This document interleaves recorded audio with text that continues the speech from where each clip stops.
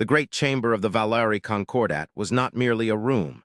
It was a testament to the suffocating weight of 10,000 years of bureaucracy, a cavernous hollow carved into the living obsidian of the rogue planetoid designated as the seat of reason. Here, the air was always recycled, smelling faintly of ozone and the sterile, metallic scent of filtered starlight, kept deliberately cold to suppress the pheromonal outbursts of the emotive species while heightening the alertness of the reptilian logic casts. Tiers of floating gravity pods ascended into the darkness of the vaulted ceiling, each containing representatives of the myriad stellar empires that claimed dominion over the spiral arms, their distinct bioluminescence flickering like dying embers in a cold hearth. Silence was not an absence of sound here. It was a physical pressure, a heavy blanket woven from the fear of the unknown and the crushing gravity of the decision that hung in the recycled air, waiting to be dropped like an executioner's blade. At the center of this immense amphitheater, suspended in a column of anti-graviton particles, floated the projection of consensus, a holographic sphere currently displaying the jagged, bleeding distinctness of the Cygnus Reach, specifically the doomed world of Kelara.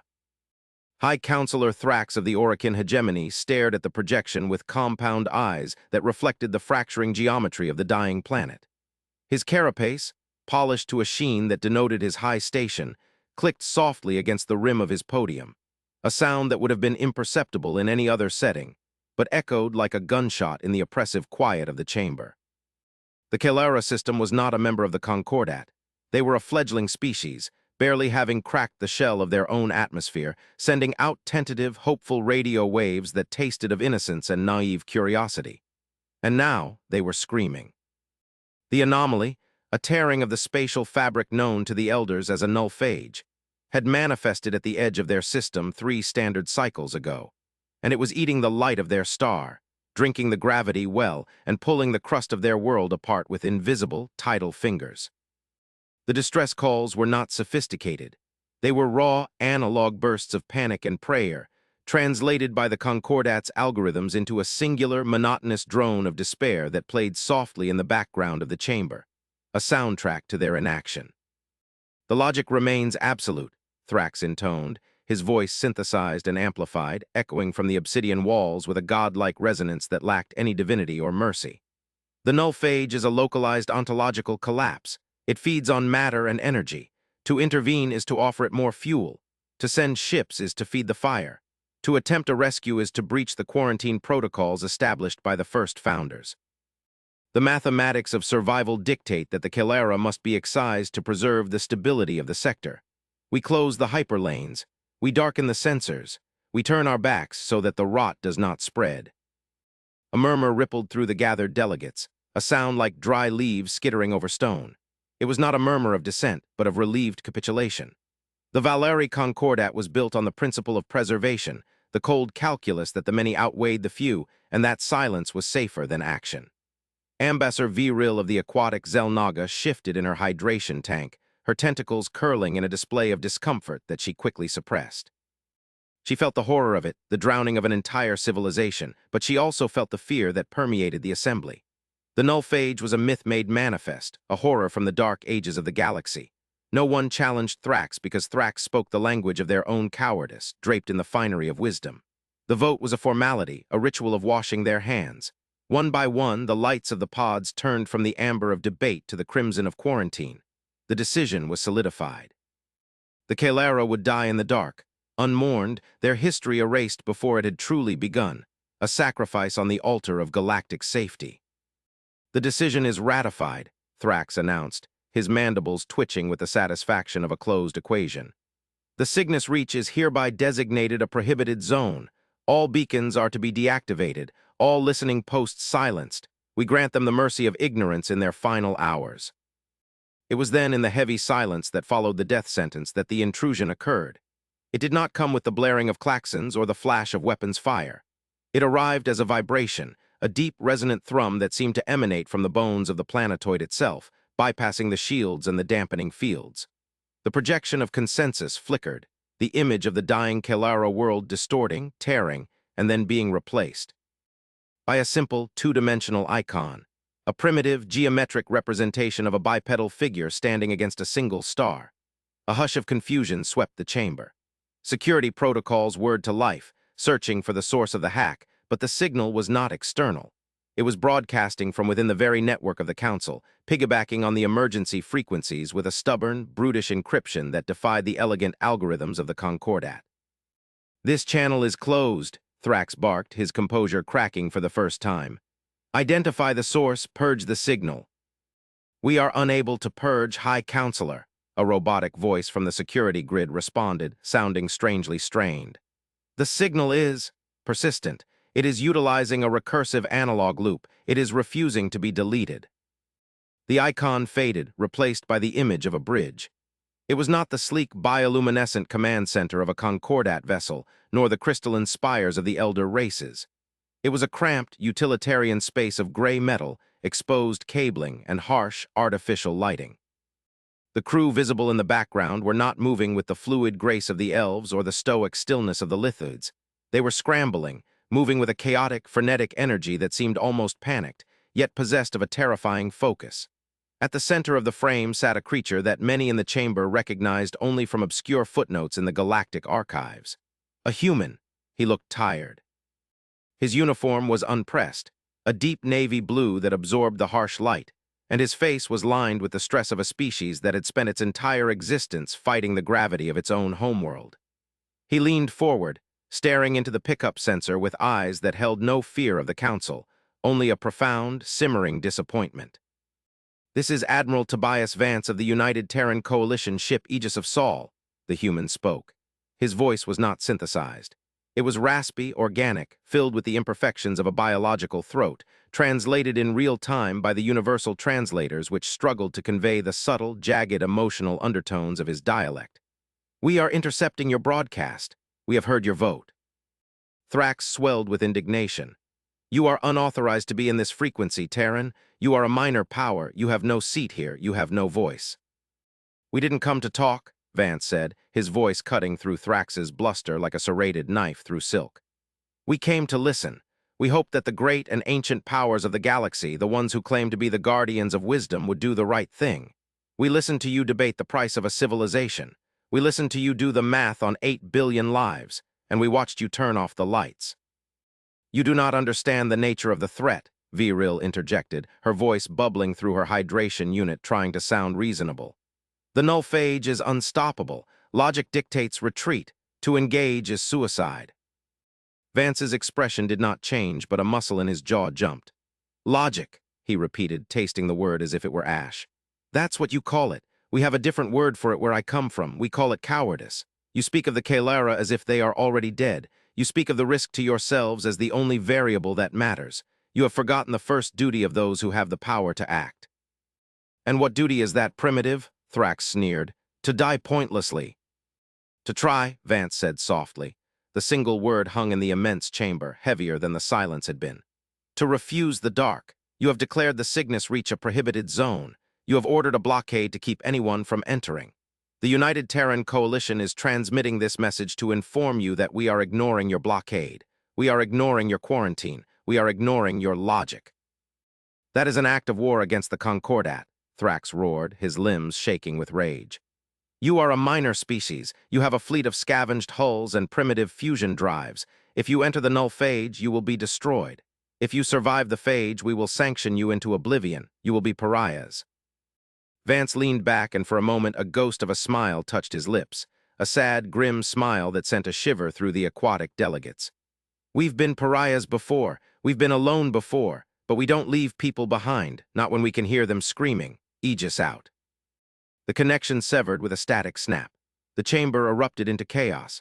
High Counselor Thrax slammed his claw onto the podium, demanding order, demanding the fleet be mobilized to stop the humans, to enforce the will of the Council. But the sensors were already screaming a new reality.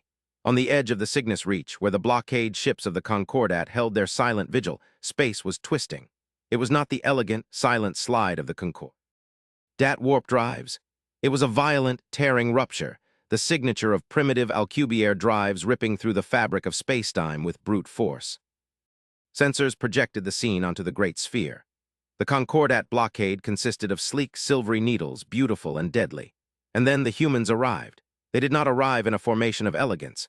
They dropped out of warp in a staggered, chaotic sprawl, their ships ugly, blocky things of scarred titanium and reinforced ceramic. There were no energy shields glowing with violet grace. There were only thick plates of armor and the harsh blue flare of fusion torches. They looked less like starships and more like flying fortresses, industrial capability weaponized and strapped to engines that burned hot enough to mimic stars. They did not fire on the blockade. They simply powered through it. When the Concordat cruisers hailed them demanding they turn back, the human ships did not respond with words. They responded by throttling up, their mass signatures reading off the charts, their wakes creating turbulence that rocked the delicate alien vessels. They plunged into the darkness of the Cygnus Reach, heading straight for the dying star, straight into the maw of the null phage that the Council had deemed a death sentence. "Let them go," Thrax whispered, watching the ugly ships vanish into the interference of the anomaly. "Let them burn. It will serve as a lesson to the rest of the galaxy. Bravery is just a euphemism for a lack of calculation. They will be dust within the hour." But the hour passed, and then another, and the Council did not disperse. They sat in the dark, watching the static-filled screens, waiting for the death scream of the human fleet. They waited for the confirmation of their own superiority, the proof that logic triumphed over emotion. But the silence from the Cygnus Reach was not the silence of death. It was the silence of effort. Deep within the gravity well of the Calera star, Admiral Vance gripped the railing of his command deck, the metal biting into his palms. The view screen was a nightmare of distortion. The null phage was visible now, not as a shape, but as an absence, a blinding, jagged tear in the cosmos that hurt the eyes to look at, a void that was actively unmaking the reality around it. It hung in the upper orbit of the planet, siphoning the atmosphere in great, spiraling ribbons of burning gas. The Calera planet was shuddering, its tectonic plates grinding together as the gravitational shear threatened to crack the world like an egg. "Shield status," Vance barked, his voice steady despite the shuddering of the deck plates. "Forward deflectors are at 300%, sir, but they're buckling," called out Lieutenant Chen from the tactical station. "The shear is tearing through the particle layers. We're losing hull integrity on decks 4 through 9. "Reroute power from weapons," Vance ordered. "Reroute power from life support if you have to. All energy to the forward arrays. We are not here to fight. We are here to hold the door." The human plan was madness. It was a strategy born of desperation and a refusal to accept the impossible. The null phage was a localized collapse, a puncture wound in space. The Council believed it could not be closed. Humanity, in its stubborn arrogance, decided that if it couldn't be closed, it could be plugged, or at least the planet could be shielded from the worst of the suction long enough for the evacuation. The human fleet, 50 ships of varying tonnage, had positioned themselves between the planet and the tier. They were forming a physical wall, linking their shield generators into a daisy chain of energy that was pushing back against the maw of the void. "Admiral, the Dauntless is gone," the comms officer reported, her voice cracking. "Structural failure, they imploded." Vance didn't look away from the screen. "Mark their coordinates, maintain formation, close the gap." On the surface of Calera, the primitive inhabitants looked up. The sky, which had been a swirling vortex of purple and black, a vision of the apocalypse, was suddenly crisscrossed by lines of blinding golden fire. The human ships were burning. They were dumping coolant, venting plasma, their engines screaming as they fought the gravitational pull that wanted to consume the world. High above, the blocky silhouettes of the Terran vessels were visible against the tier, tiny motes of dust defying a hurricane. Debris rained down, not the debris of their own world, but the wreckage of the saviors.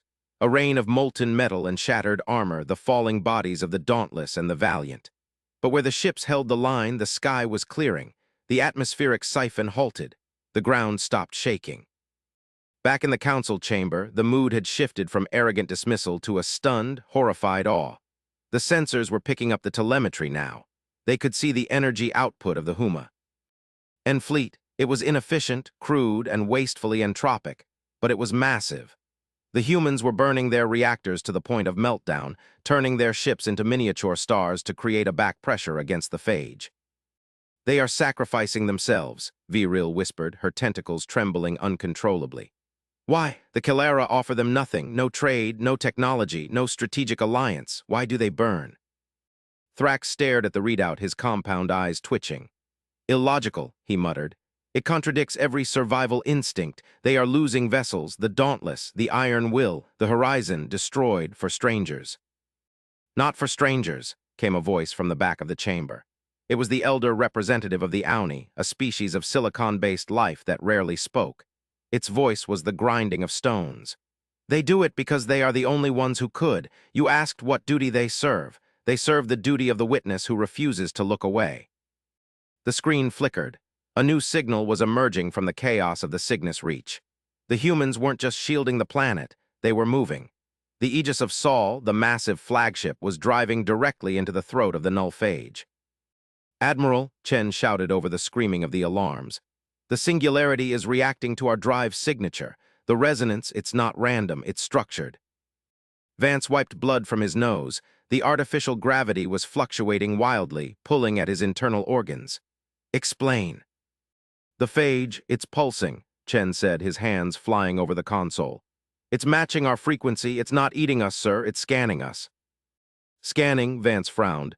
"It's a spatial rupture. How can it scan?" "I don't know, but the energy draw just dropped. The gravitational shear is stabilizing. Admiral, I'm picking up a carrier wave. It's coming from inside the tier." Vance stared at the void. The blackness was shifting, turning from a flat absence of light into a swirling tunnel of indigo and violet. The violence of the pull evaporated, replaced by a hum that resonated in the teeth of every crew member. The human ships, battered, burning, leaking atmosphere, hung suspended in the calm eye of the storm they had created. "Put it on speakers," Vance ordered. The sound that filled the bridge and simultaneously filled the council chamber light years away was not a voice. It was a chord, a harmonious, multitonal vibration that sounded like a choir of stars. It was ancient, heavy with a sorrow and a power that dwarfed the petty politics of the Concordat. The threshold met. The words formed in the minds of everyone listening, bypassing the translators, speaking directly to the consciousness. "Compassion verified, sacrifice acknowledged, the test is concluded." Thrax recoiled as if struck. A test by whom? The null phage collapsed. It didn't fade, it simply folded in on itself, transforming from a devouring mouth into a blindingly bright geometric structure, a gateway. A massive ring of unknown alloy, shimmering with impossible energy, hung in the space where the destruction had been. The gravitational threat to Kelara vanished instantly. The atmosphere settled. The world was saved. But the message continued. "We are the custodians. We left the gateways sealed to prevent the spread of the Hollow Ones. Only those willing to give of themselves to save the lesser may unlock the path. The logic of self-preservation is the logic of the Hollow. You have proven you are full." The silence in the council chamber was absolute. The shame was palpable, a physical heat that rose in the room. The null phage had been a filter, a cosmic trap designed to weed out the selfish, the cowardly, the bureaucratic empires that would let a world die to save a percentage point of stability. The Concordat had failed. They had looked at the fire and chosen safety. The humans, the primitives, the pariahs with their ugly ships and their reckless emotions, had walked into the fire and found the key. On the bridge of the Aegis, Vance slumped into his chair, the adrenaline crashing out of his system.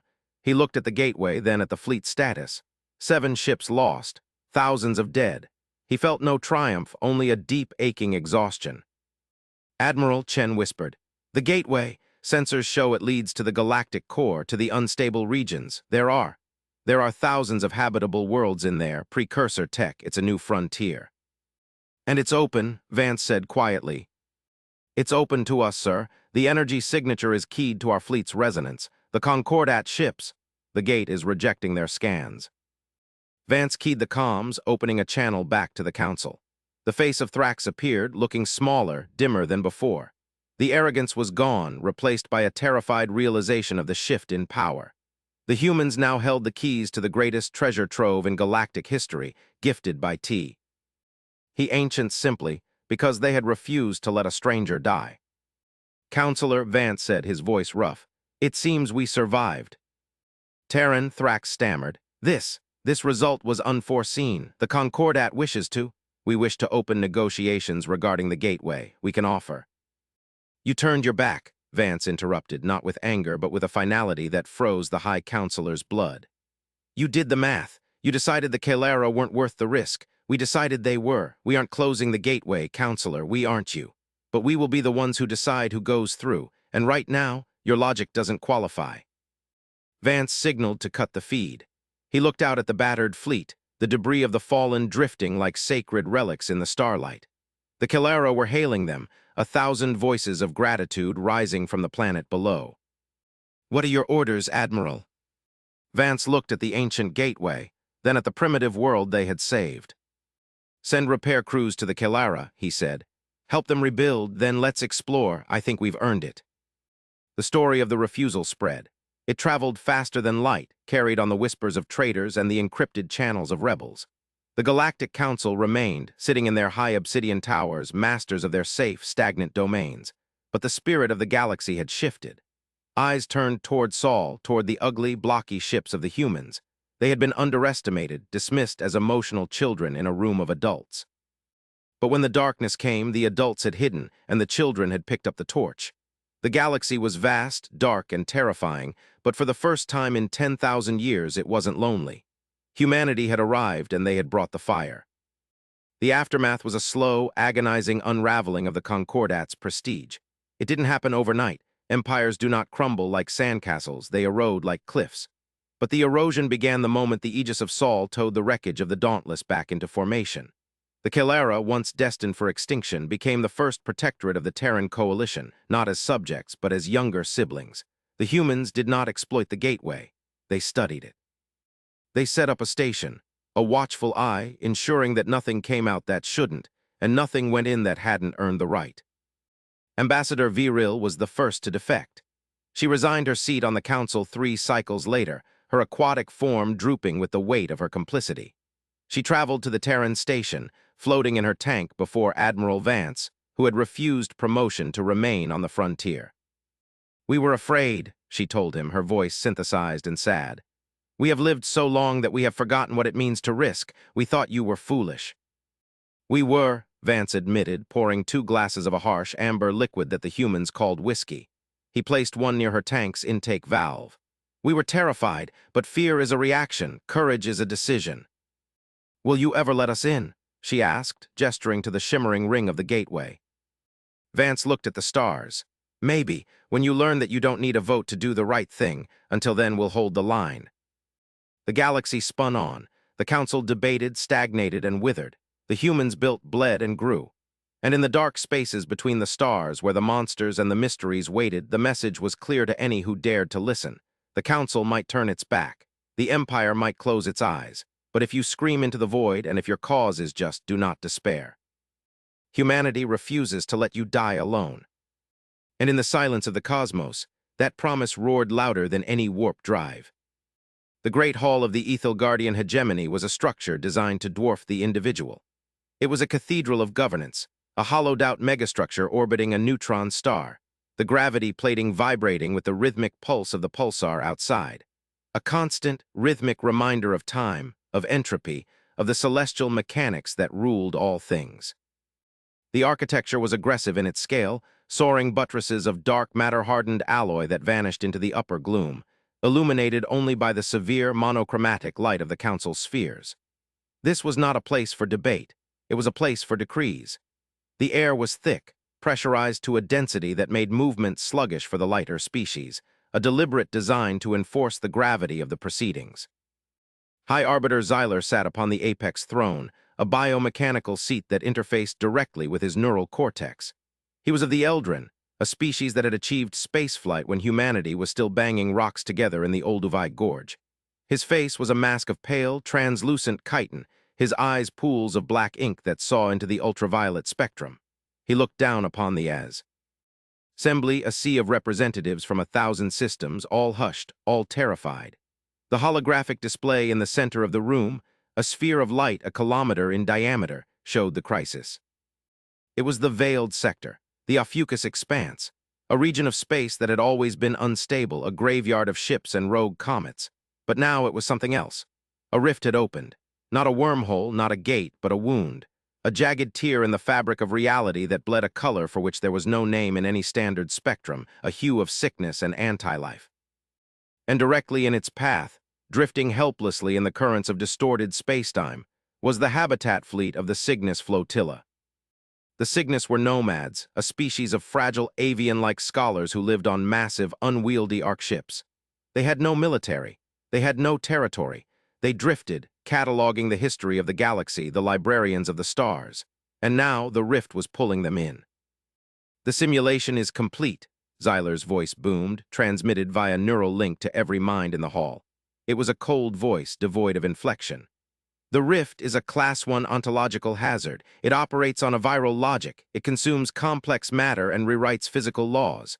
The rate of expansion is exponential. The Cygnus flotilla hails us, a sub-counselor chirped, a nervous insectoid creature named Click. They beg for assistance. Their drives cannot overcome the shear. They are requesting a tow. They are requesting evacuation. Zyler's black eyes did not blink. To engage the rift with mass-capable ships is to accelerate its growth. The data is clear. Any matter introduced into the event horizon feeds the reaction. If we send a rescue fleet, we do not save the Cygnus. We merely increase the blast radius of the inevitable collapse. We risk the stability of the entire quadrant. But they are millions, Click clicked, his mandibles trembling. They are the keepers of the archives, the history of the Second Era, the poetry of the lost stars. It is all on those ships. Knowledge can be relearned, Zyler stated, the logic falling like a guillotine. Survival cannot be undone once lost. The equation is balanced. The loss of the Cygnus is regrettable but acceptable. The loss of the sector fleet is not. A rumble of assent moved through the high tiers. The logic was sound, cruel but sound. The galaxy was a harsh place. Sentimentality was a luxury that the hegemony could not afford. The rift was a fire. You did not throw your arm into the fire to save a burning book. You let it burn and you built a fire break. The decision is made, Zyler announced. We initiate the quarantine protocol, deploy the inhibitor buoys, jam the distress frequencies to prevent panic from spreading to nearby systems. We seal the Ophiuchus expanse. We watch them die and we learn from the data. It was a sentence of death, delivered with the sterility of a medical diagnosis. The counselors bowed their heads, some in shame, most in relief that the danger would be contained. The holographic sphere showed the Cygnus ships, tiny points of light against the bleeding wound of the rift, struggling, engines flaring in vain. And then the sensor grid screamed. It was not a warning siren, it was a collision alarm. Anomaly detected, the sensor shrieked, its synthetic voice spiking with genuine confusion. Hyperspace breach, Sector 4, immediate proximity to the rift. Zyler leaned forward, the neural link buzzing. Impossible. The inhibitor buoys are active. No FTL drive can lock onto those coordinates. It is not a standard drive arbiter. It is crude. It is brute force traversal. They are tearing through the inhibitor field. On the giant display, the space between the Council's safe observation post and the doomed Cygnus fleet shattered. It didn't ripple. It shattered like glass. A hole was punched through the quarantine zone, and from the debris of broken physics emerged a fleet that had no business existing in a civilized galaxy. They were gray, not the elegant silver of the Eldrin or the organic green of the Biolords. They were the flat, non-reflective gray of naval primer and scarred ablative armor. They were blocky, utilitarian, covered in external piping and exposed heat sinks. They looked like flying factories, like bricks strapped to fusion torches. Identify, Zyler commanded, his mind racing. Who would be foolish enough? Who would be suicidal enough? Transponder codes match. Earth, the AI replied. The United Systems of Sol, humanity. A ripple of shock went through the hall. Humanity, the upstarts, the species that had only joined the galactic stage 2 centuries ago.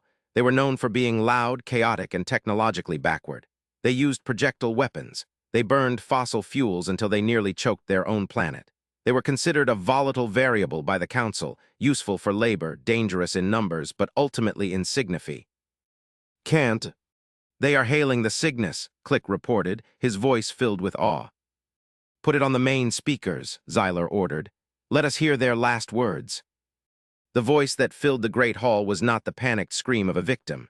It was calm, almost aggressively calm. It was the voice of a man who was checking a grocery list while walking through a minefield. Cygnus Flotilla, this is Admiral Halloway of the USS Endeavor. We see you.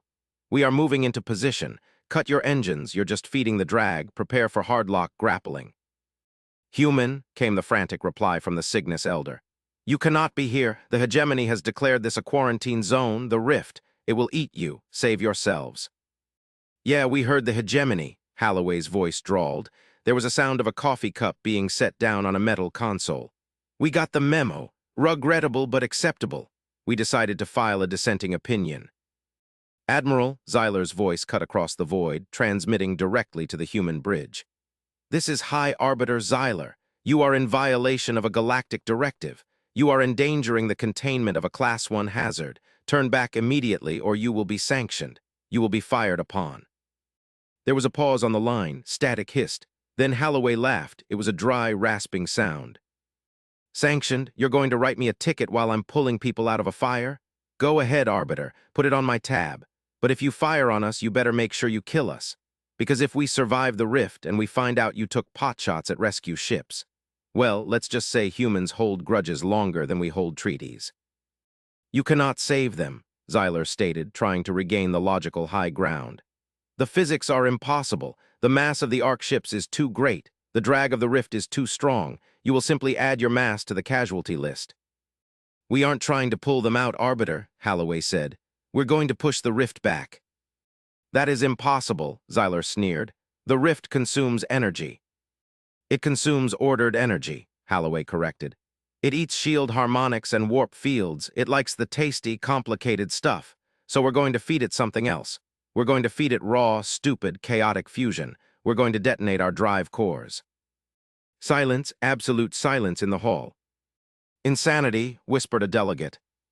"Calculated insanity," Holloway said. "Cygnus, brace for impact, all Terran ships.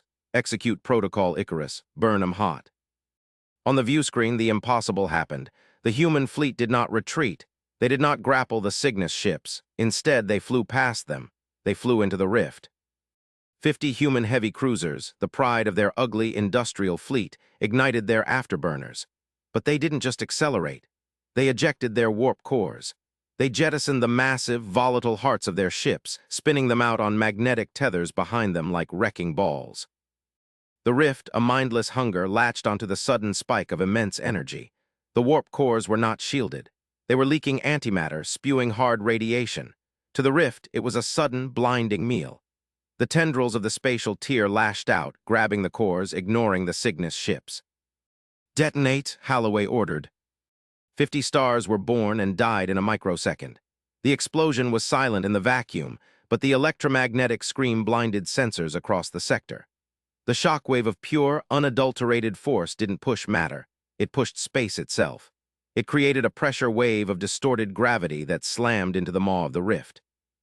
For a moment, the rift bulged. It choked. The food was too spicy, too hot, too chaotic. The expansion halted.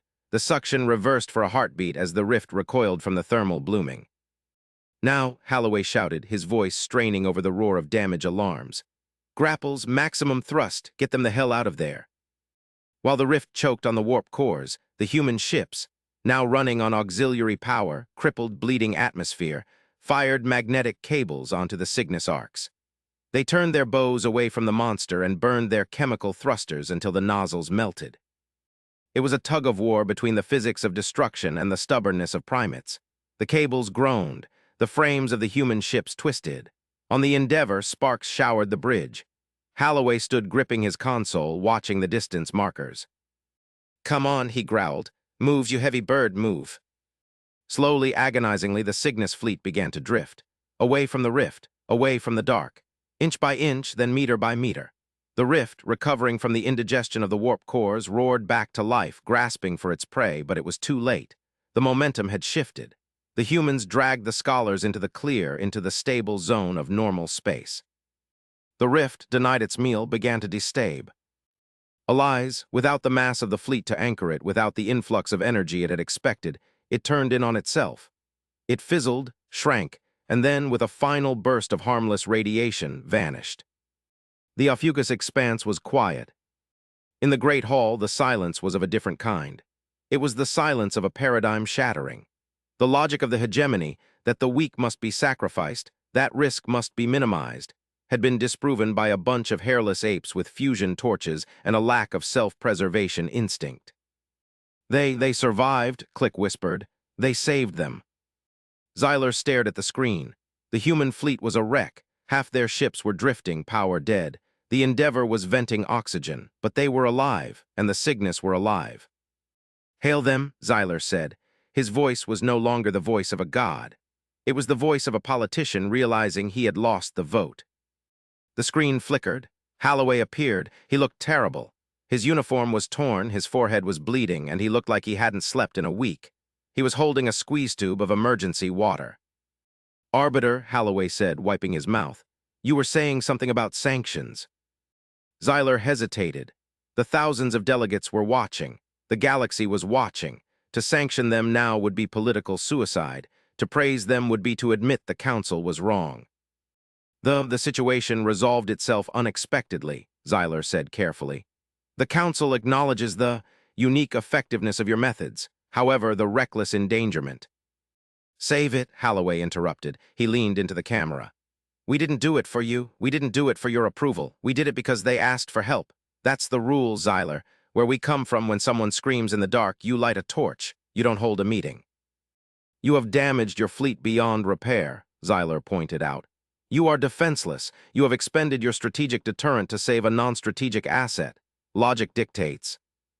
Logic dictates you're an idiot, Holloway said, smiling. It was a terrifying smile.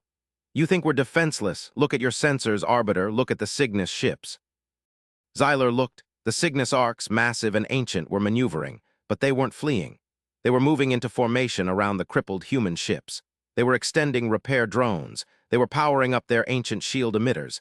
Technology the Cygnus rarely used, technology that dated back to the First Era. And behind them, more ships were dropping out of warp. Not human, the Cathar, the Vanni, the disparate, smaller species of the galaxy, the ones the Council usually ignored. They were warping in, responding to the open broadcast of the rescue. They were surrounding the human fleet, forming a protective shell. You see, Holloway said softly, you built an empire on fear and math. You think power is about having the biggest gun and the safest bunker. But real power is knowing that if you fall, 10,000 hands will reach out to catch you. We aren't defenseless, Xyler. We just made more friends in 1 hour than you've made in a millennium. The transmission ended. The Great Hall felt suddenly very small. The delegates looked at Xyler. They looked at the empty space where the rift had been. And they looked at the new formation on the screen. A mosaic of different species, different designs, all clustered around the broken gray bricks of humanity, united not by a treaty, but by an act of defiance.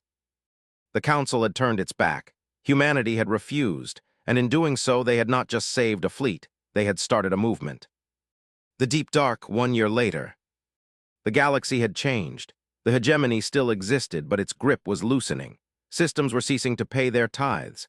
Diplomatic channels were bypassing the seat of reason entirely, routing instead through Sol Station. The human method, the illogical, high-risk, high-empathy approach to crisis, was becoming a philosophy. But the universe had one more card to play. It began as a signal, not a distress call this time, but a beacon. It originated from the void beyond the galactic rim, the dark space where no stars shone, the space that the hegemony claimed was empty and dead. The signal was directed at Earth. Admiral Holloway, now retired from active duty but serving as the High Ambassador for the Terran Coalition, stood in the observation dome of Luna Base. He watched the decoding sequence on the terminal. It's old, the technician said, his hands shaking. Admiral, the linguistic drift suggests this signal is. It's pre-hegemony, it's pre-Eldrin. Can you translate it? Holloway asked. We have, it's an invitation. To whom? To the defiant ones. Holloway frowned. Show me. The screen displayed the text. It was simple. To those who burned their engines to hold back the dark. To those who valued the weak over the LOGI. Cal, we have watched. We are the architects. The Council was a test. The rift was a gate. You have passed. Come to the rim. We have much to discuss. Holloway looked out at the Earth, the blue marble that had birthed a species too stubborn to die and too stupid to quit. He thought of Xyler, sitting in his obsidian tower, safe and alone. He thought of the Cygnus, who were currently teaching poetry in the universities of Mars. He tapped his comm badge. Get the Endeavor out of dry dock, he said. Sir, the dockmaster replied. She's a museum ship now, she's got no warp core. Then bolt a new one in, and call the Cygnus, and the Cathar, tell them we're going for a ride. Where to, Admiral? To the edge of the map, Holloway said, a spark of the old fire returning to his eyes. We're going to meet the landlords, and I have a feeling they're going to like us." The end. The story of the human refusal became a legend, etched into the databanks of every species. It was taught in schools from the core worlds to the fringe. It was the story of how the galaxy stopped being a math problem and started being a community. It was the story that proved that while the universe is cold, dark, and indifferent, the people living in it don't have to be. When the Galactic Council turned its back, they thought they were sentencing the weak to death. They didn't realize they were crowning a new king. Not a king of conquest, but a king of care. And as the combined fleet of the free systems moved toward the galactic rim to meet the architects, the stars themselves seemed to shine a little brighter, as if the universe itself was finally exhaling a breath it had held for 1 billion years. The council remained, a relic of a colder time, watching from their high towers as the future warped away without them, leaving them with nothing but their logic, their safety, and their silence. They were safe, they were secure, and they were completely, utterly irrelevant. Humanity had refused the silence, and in response, the galaxy had begun to sing.